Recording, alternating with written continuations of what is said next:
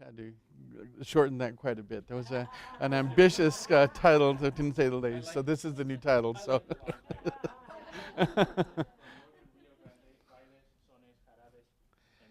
Yeah, thank you, Benjamin.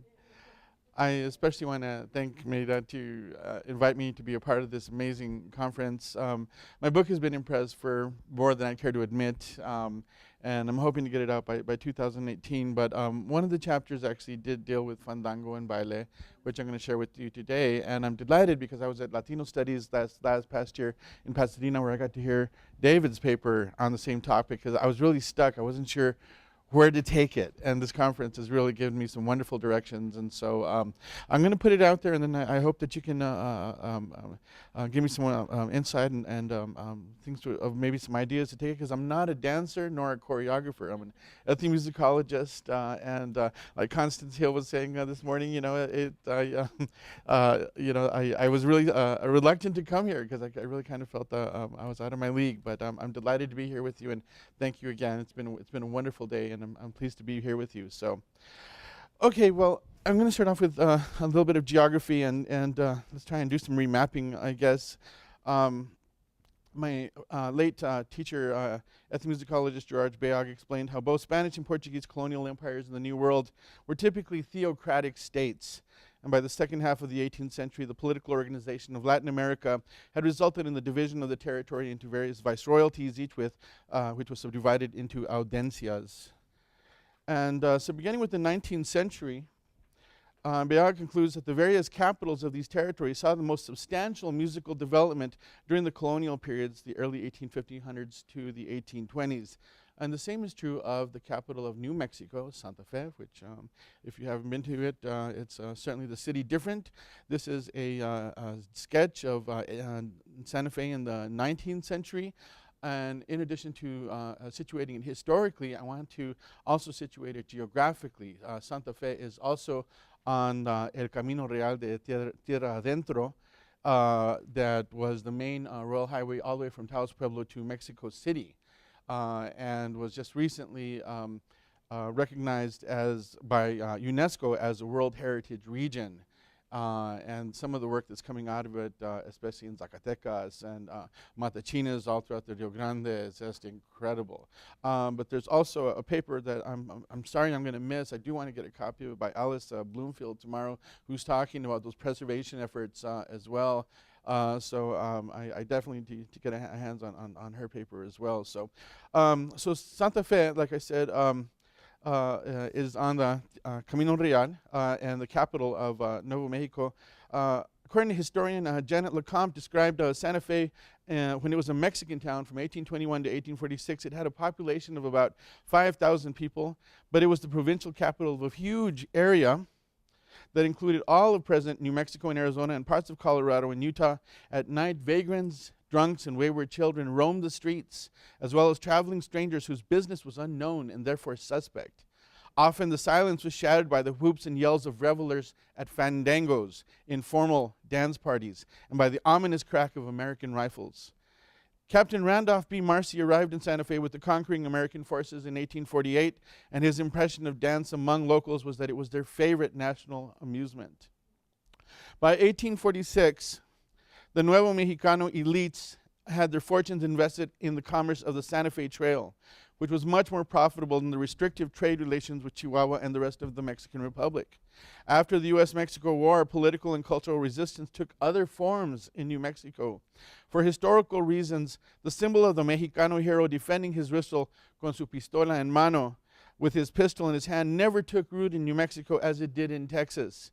According to folklorist Enrique Lamadrid, the predominant trope in folkloric as well as literary expression became the elegy.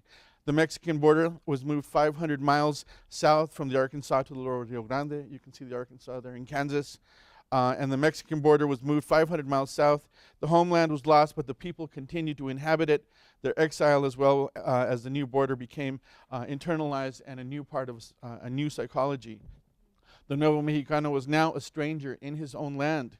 The primary form of resistance and refuge, according to Madrid, became the lament, and the only insurgency that of spirit. So I like this one, el Virreinato de la Nueva España.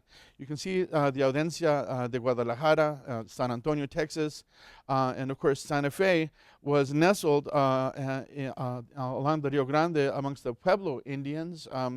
There's 19 pueblos still around, and the Hopis on this map are in Arizona. But also you see the unique collage of Athabascan tribes, the Navajo and the Apaches, which are now called Diné and Inde people.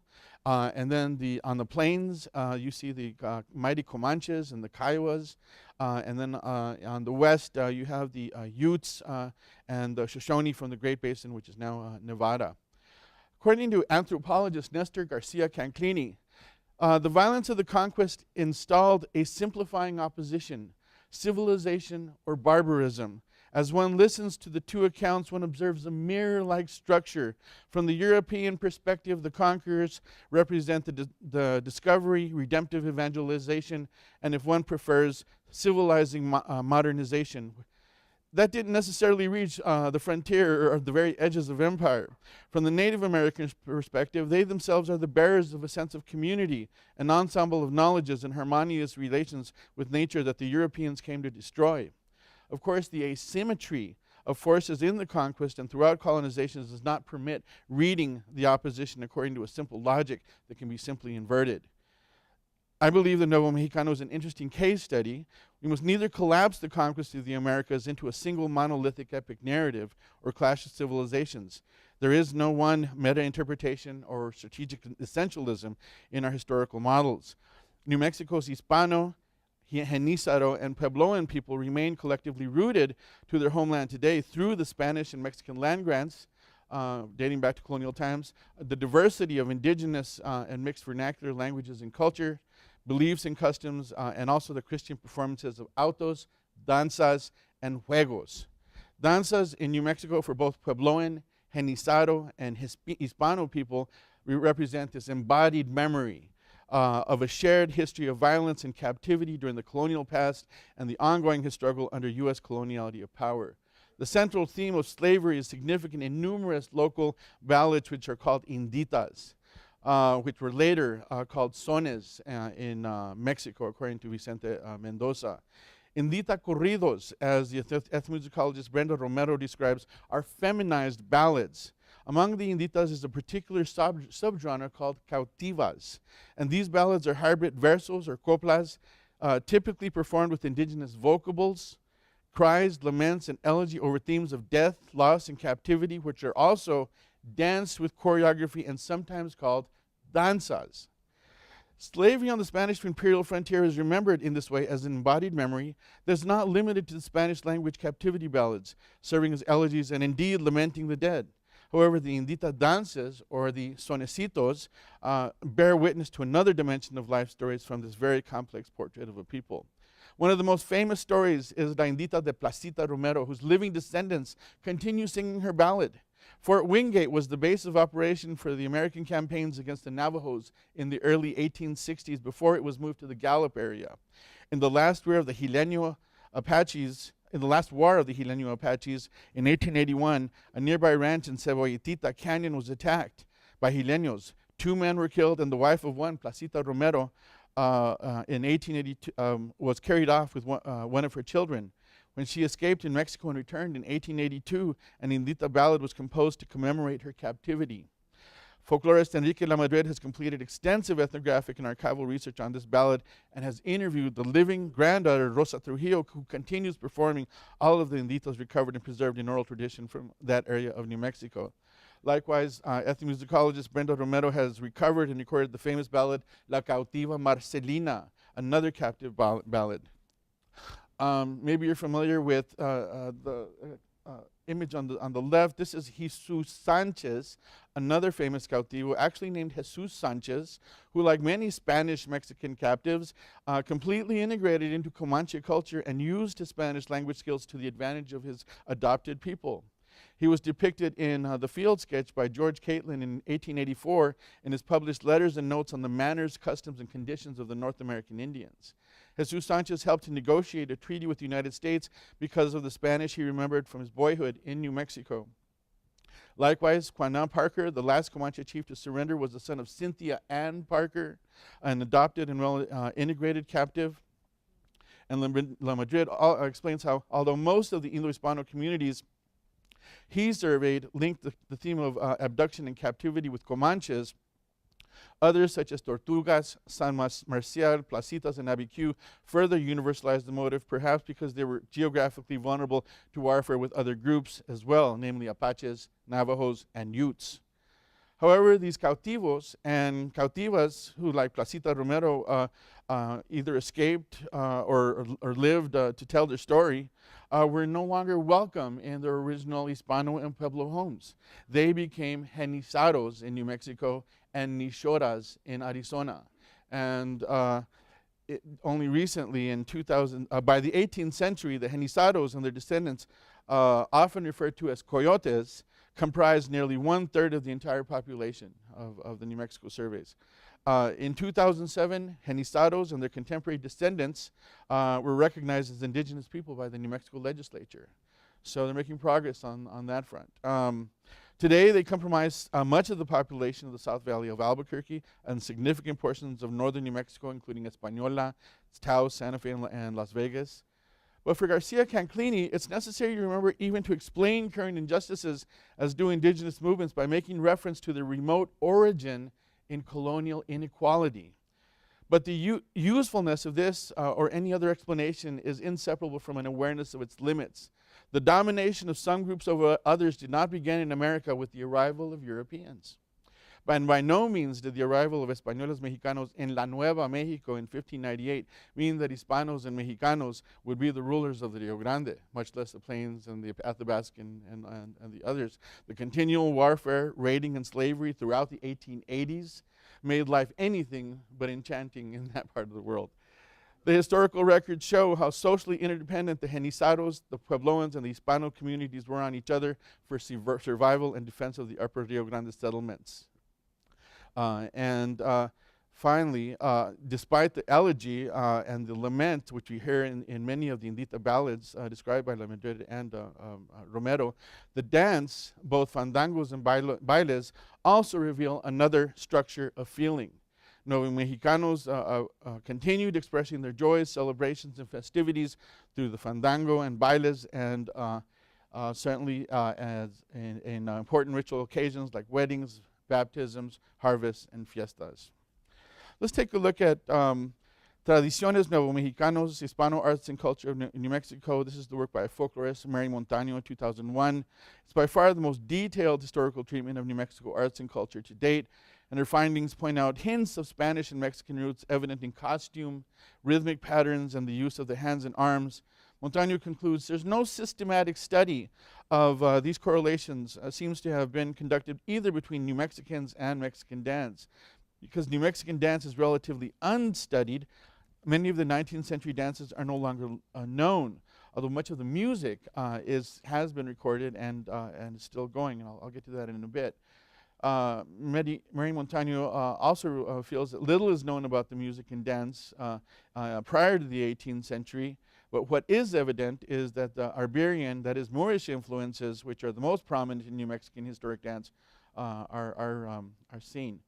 She finds characteristics of flamenco that may be found to one degree or another in the Creole dances of the New World, including rhythmic hand clapping and shouts by spectators, jaleo, finger snapping, pitos, rhythmic heel stamping, taconeo, and expert footwork, zapateado. More is known about social dance after 1821 because Anglo-American visitors who were allowed to enter the region through the Santa Fe Trail wrote about it in their journals. By then, the dances were wildly popular and frequently held, particularly in the wintertime. Matt Field, an actor and journalist writing in 1839, was enchanted by the wildness and novelty of the dances, even though he thought them inelegant. Cook commented on the extraordinary musicality of the Nuevo Mexicanos and their love of dancing. Josiah Gregg complained that dance music could be heard all over Santa Fe at all hours of the night. And with the newcomers of many nationalities came new dances such as the quadrilla, the valse, and the two-step. Ethnomusicologist Manuel Peña explains how sometime in the 19th century, the dance, if not the music, became divided along socioeconomic lines. He explains the term fandango, which in an earlier period had been used to designate any form of public dance, around the 1830s began to designate the celebrations of the lowest segments of Mexican society. On the one hand, the term baile increasingly was reserved for celebrations of the more affluent sectors of the society. Here you have William Bollert, who wrote in 1837 the distinction between the fandango and the baile. He wrote, quote, "In high society, the fandango is not introduced. Their dancing is called baile or a ball. There's only to be seen the madams of the city." Peña illustrates this further, pointing to J.C. Clapper's early 1828 account of life in Texas, mentioning his Mexican landlady and her two pretty daughters, whom he accompanied on several occasions to the fandango, which was held on the street and was attended by all members of the community. Peña also looks to George Kendall's account of the Santa Fe expedition, describing a fandango he attended in 1841, which illustrates the class differences further. Kendall writes, "As I entered the room, which was as destitute of other floor than the hard earth, and lighted by 2 or 3 coarse tallow candles, a single couple were shuffling away face to face and keeping time to a cracked violin. The woman was as destitute of beauty as an Egyptian mummy. Her partner was even more ugly. Some half-dozen slovenly, badly dressed Mexican girls were sitting upon benches at either end of the room, while an old woman in one corner was selling paper cigars and wild whiskey," unquote. According to Martinez and Cedillo, dances originating in New Mexico include la indita, el vaquero, la comancha, el espinadito, and la coneja. Furthermore, Mela Cedillo writes that in the social gatherings called bailes, or by a descriptive older generation, fandangos, couple and group dancing has been one of the chief diversions in the history of New Mexico. For Cedillo, other dance celebrations are to be found in the bailes de prendorio, bailes de gusto, and bailes de desquite. She explains that prendorios may be for any individual who had never danced before, and upon so doing for the first time, he is hailed merrily by friends, and in lieu, he or a good friend must pay off with a dance for the village. Bailes de gusto are simply for the love of it, as the name indicates, while one of desquite is in payment of some joyous social obligation. There are no legitimate colorful costumes in New Mexico, she adds. The dances were and are part of everyday social life, and so the dresses followed the period styles of the times. However, an interesting stylization, a predominant wide gathered skirt of the colonial period with large flounces at the bottom, a light blouse with either a tapalo, large black square shawl for the older women, or tapalito, the small light shawl for girls, were generally used for gatherings of festival nature. Manuel Peña explains that in the early 20th century, besides weddings, which could last 2 days with the dance and all-night affair, the accordion was also popular at bailes de regalos, dances of which customs harking back to an earlier era. Another early venue for the nascent conjunto in Texas was the baile de negocios, or business taxi dance, usually held on a dance platform built of flanks adjacent to a cantina, although an area of hard-beaten earth could serve just as well. According to Peña, the capitalistic nature of the baile de negocios seems to have originated in South Texas. According to accordionist Narciso Martinez, the baile de negocio evolved out of the baile de regalos, although it seems to have shared some of the ambience of the 19th century fandango. Owners of cantinas began building platforms to hold their own dances, which at first followed the custom of the baile de regalos, which the owners made their profit by selling food gifts to men, who in turn offered them to the women in attendance. The practice was soon abandoned in favor of a token, or a ficha, that became the mode of exchange between the male and the female dancers. As reported by both Narciso Martinez and Pedro Ayala, the men purchased these tokens at the gate for 15 cents apiece. Each tune they danced cost them a token, and for very short tunes, according to Martinez, and at the end of the dance, the women identified dancers cashed in their tokens, receiving a nickel for each, with the remaining 10 cents going to the owner for his own profit. By the 1930s and 40s, a shift occurred once again in the social context of performance, from familial ritual scenes to public profit-oriented situations devoted exclusively and centrally to the performance enjoyment of music and dancing. This shift also occurred within many of the church and town fiestas, which then began to charge admission. By the late 1940s and 50s in Texas and New Mexico, the dance hall proprietors, promoters, and musical groups who engaged in music as the sole means of subsistence clearly indicated a growing market for popular music and a new type of commercial dancing. I want to take a look now at some of the living musicians who do continue keeping this tradition alive. New Mexico's very talented Martinez family of musicians called Los Reyes de Albuquerque.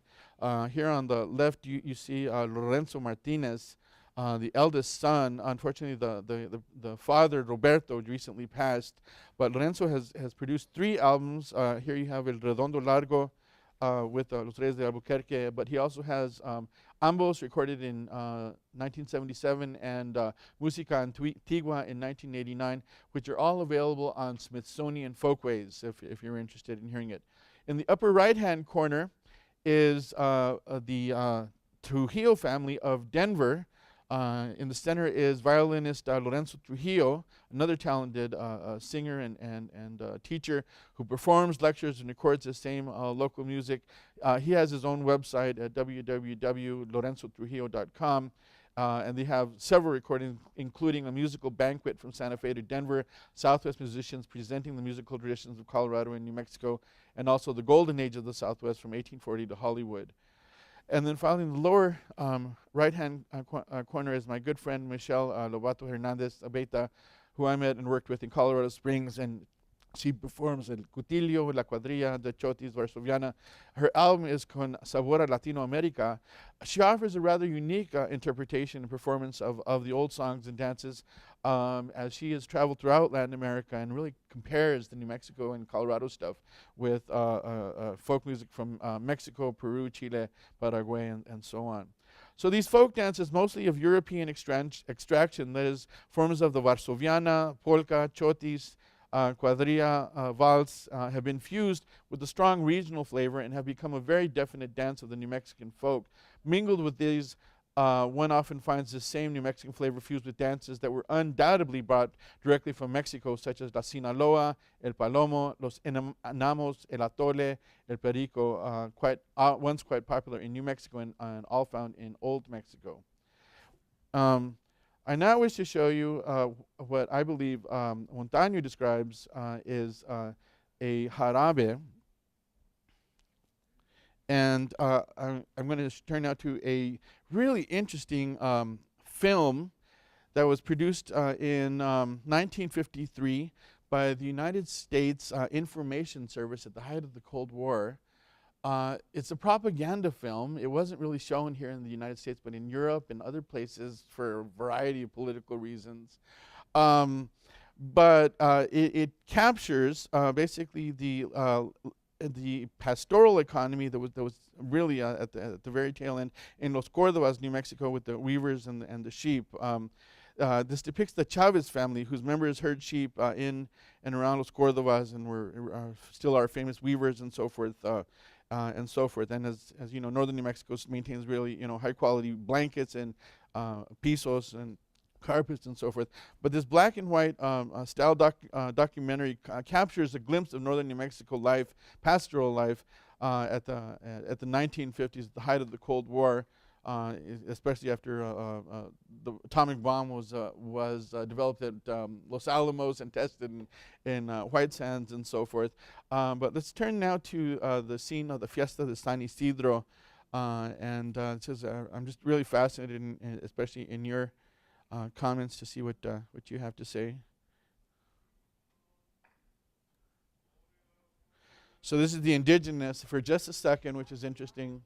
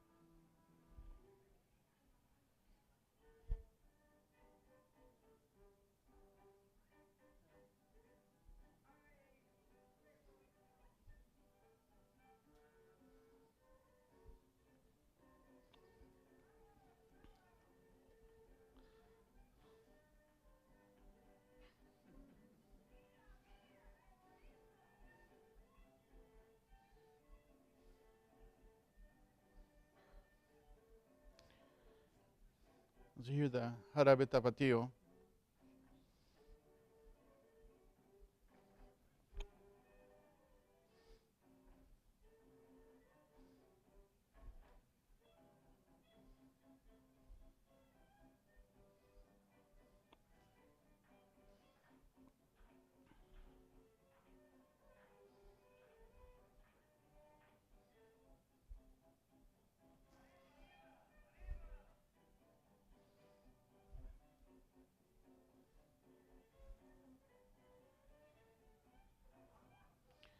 All right, so I'm going to let Enrique La Madrid have the last, because he says, conquest and reconquest, resistance and capitulation are recurring themes in the intangible cultural heritage of this vast region. Victory and morality plays, ritual dance, and even contemporary slaves and others, including Christians, Muslims, and Jews, Aztecs and Comanches, Spaniards and Anglos, alterity, hybridity, and identity are negotiated on the plaza and in the cultural imagination. To read cultural narratives and metaphors more deeply, we must follow them beyond the documents of history and literature and into the choreography, costume, ritual, and song. Collective memory is profound in a contested region at the edges of empire, where conquerors are conquered in turn and where discourses of power morph into discourses of survival. Indo-Hispano cultural knowledge has much to contribute to a global conversation about the limits of empire in our own times.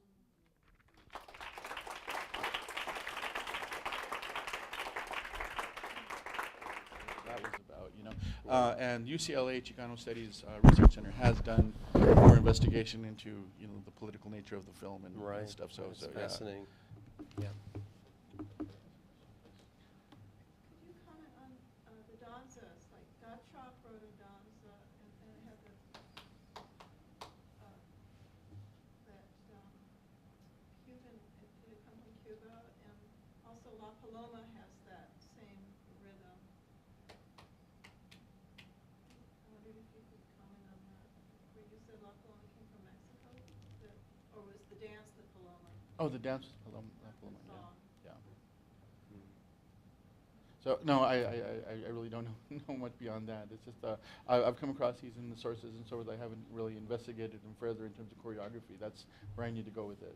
So. I mean, one thing that you might be interested to know is that in Spain, in early modern Spain, the baile is the low-class dance. Wow.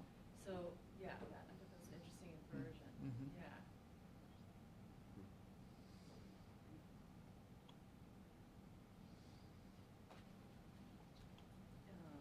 You guys connect here first. I have a question for David, kind of piggyback on this one you gave me earlier in a different form. Talk about there's a magic moment that you recognize. Yeah.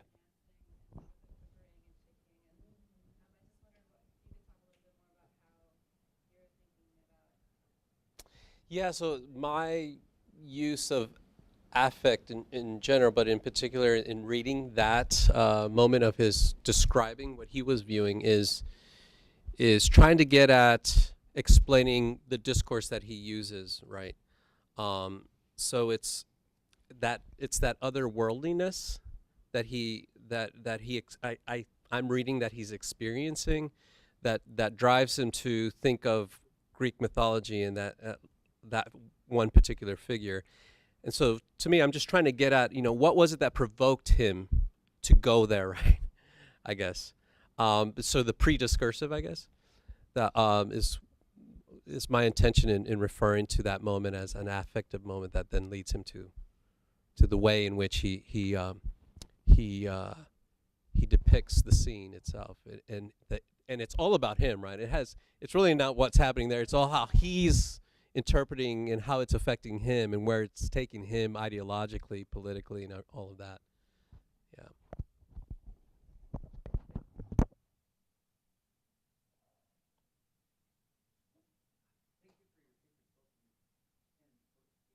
Yes.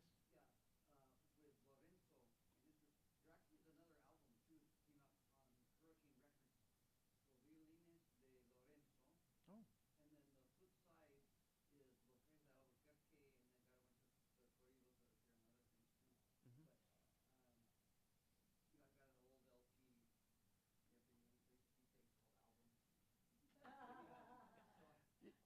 Yeah, so the music is still going, and like I said, this academy in Adams State, Hilos Culturales, is really putting on summer workshops and teaching young people and developing curriculum, pedagogy to keep a lot of the stuff alive. I've primarily worked with Matachines and Comanches.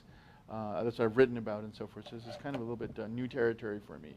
But I wanted to say too, like I said, the paper that David's done on kind of similar material, you were comparing it to minstrelry. Could you maybe talk a little bit about that? So the Fandango reception among American travel writers, right? Wow, that was not quite a year ago, but it seems like it's 5 years ago. Sorry. 1848 was the crucial sort of moment, right? And Eric Lott, the book is Love and thank you. Focuses on 1848 as a kind of a pivotal moment in U.S. sort of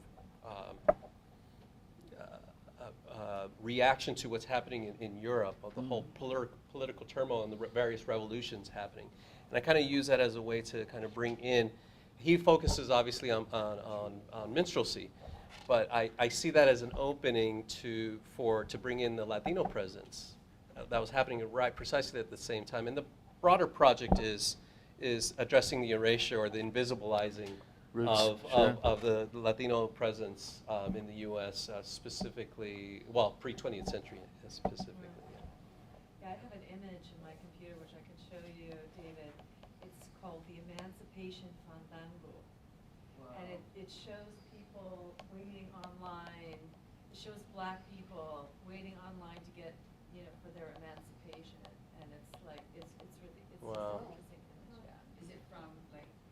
It's from the United States, but it sort of speaks to what the Fandango was, this kind of esquivo, this kind of, yeah. And some of the reception that I found was, because I was curious about one of the sources that you cited, that most of the things that I found was that the American writers were not impressed but bewildered that these were they referred to Republican, not capital R but lowercase r, values of Nuevo Mexicanos, in that they accepted everybody regardless of color and class, right? And that created anxiety among the American writers present. They just couldn't believe that all of these people from different racial lives, at least from their perspective, were dancing together, right? So that was part of this whole sort of 1848 moment of political and racial anxiety in the United States. Yeah. And also, I hope that you know about the proceedings from the last conference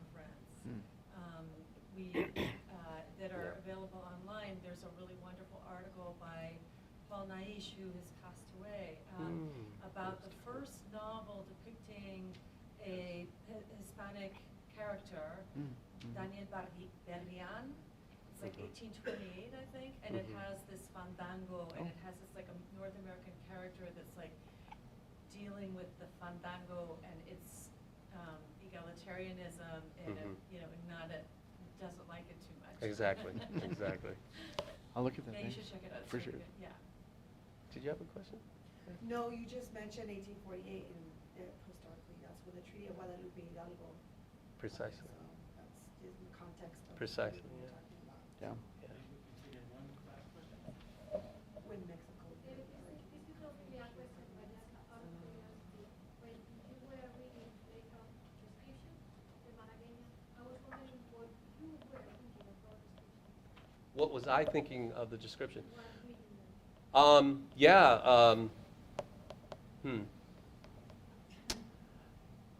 I was thinking the way I analyzed it, I guess, and so I was really intrigued by and the consistency of the way he was describing what he was seeing and hearing with a lot of these American writers who were traveling to the Midwest and the Southwest earlier in the century. And that's part of my larger project, looking at the pre-20th century Latino presence in the United States. Yeah. You have been living for a while? No, maybe about a year and a half. Yeah. Thank you again to both. Okay. Thank you.